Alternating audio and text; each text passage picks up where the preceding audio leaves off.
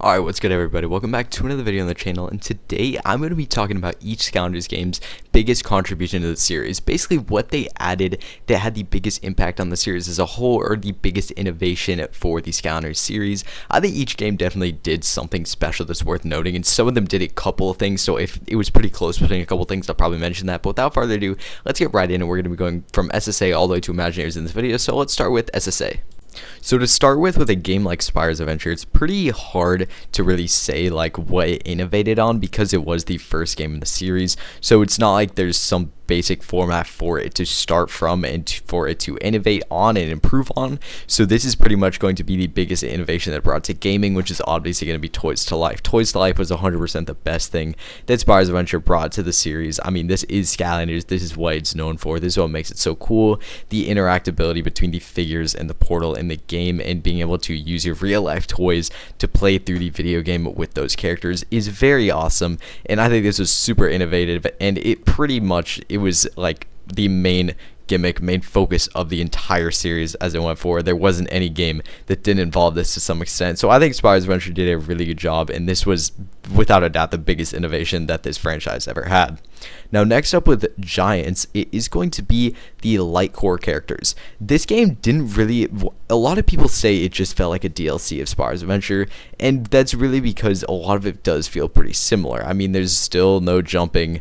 The graphics are still very similar. I mean, even the adventure packs still work. But something this game did introduce was light core, and this is something that was used throughout the series. Not as much at the later games, but still it did come back with stuff like creation crystals, and this was really cool. I feel like this was one of the logical next steps for Skylanders and Toys to Life, and all that was really to have these Skylanders that feel like they should light up when placed on the portal actually do light up. And I think it worked pretty well with Skylanders like Prism Break or Flashwing, or even the creation crystals for sure, and even some of the traps. Like, I think lighting up was really cool. I think it was a really cool idea, and it works surprisingly well. And like, it's not like any of my light core Skylanders have stopped working thus far. So I think this was actually a pretty cool idea, and it was a really nice way to have like two figures for each Skylander too. So it was pretty cool. I think light core stuck around pretty well and was honestly a pretty nice innovation for the series.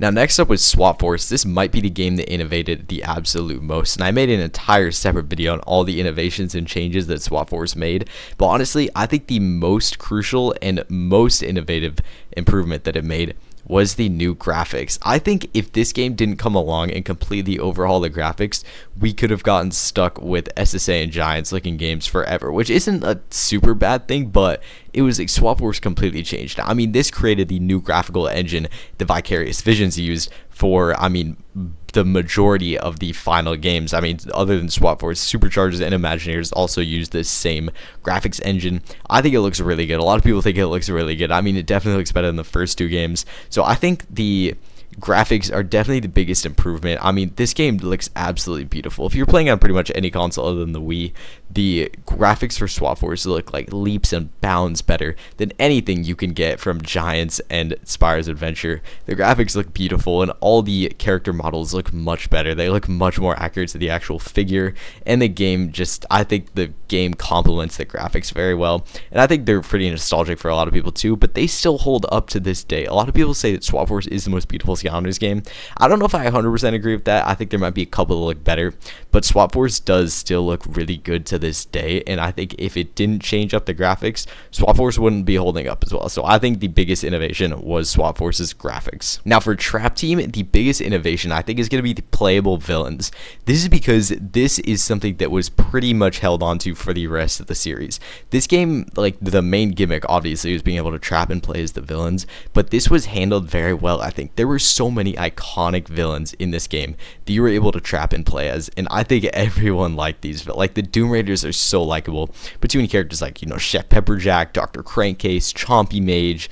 I mean, there's a lot of really cool Doom Raiders that everyone likes playing as, and this was such a big innovation. You don't see really any video games where you can play as the villains. At least I don't think they're very common to see at all. So it is pretty cool to be able to play as the villains in this franchise, especially since there's such a good roster roster of them.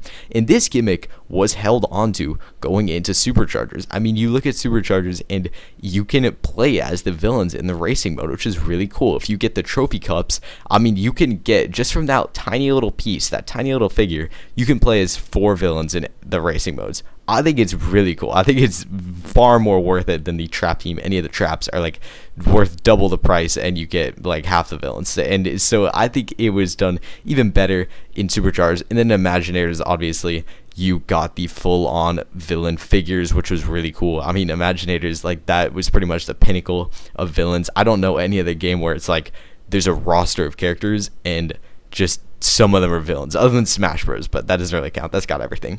So I think playing as villains was a big innovation for the series and something that Skylanders really pursued going into the games following Trap Team. So I think this was definitely Trap Team's biggest innovation. Now next up is going to be Superchargers.